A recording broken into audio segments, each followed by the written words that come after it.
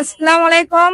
আমরা আজকে খুঁজতে খুঁজতে একটা চাষিকে পাইলাম। চাষিকে বললাম আর আজকে ওনারে হোটেলে খাওয়াবো। তো উনি হোটেলে খাবে না, উনি হচ্ছে আর ওষুধ নেবে। উনি অসুস্থ, উনি ওষুধ নেবে। তো ওনারে ওষুধ নিয়ে দেবো। ও যে দোকানে আন্টি যে দোকান থেকে ওষুধ খায় ওই দোকানে আমরা নিয়ে যাব। আমাদের সাথে থাকে ফুল ভিডিও দেখতে থাকে। আন্টি আপনার কি কি সমস্যা? আমার তো মনে করেন ডায়াবেটিস অসুখ। কি কি সমস্যা, এক দুধের পা ভাঙছে, হাত ভাঙছে, তার সোয়ার বড় বাবা। আঙ্কেল পয়সা নাই? আঙ্কেল মারা গেছে। মারা গেছে? কতদিন হইলো? ভালোই 10 বছর হয়ে গেল।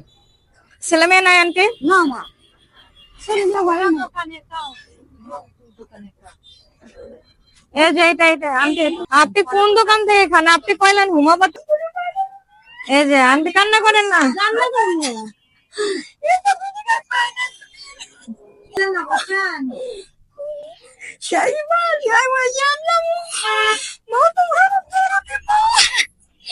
আমি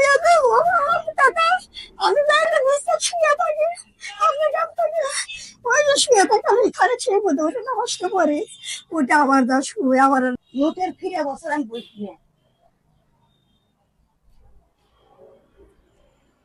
আপাতত জেনে দিলাম। বলেন আল্লাহ আলহামদুলিল্লাহ, বাবা শান্তি করে।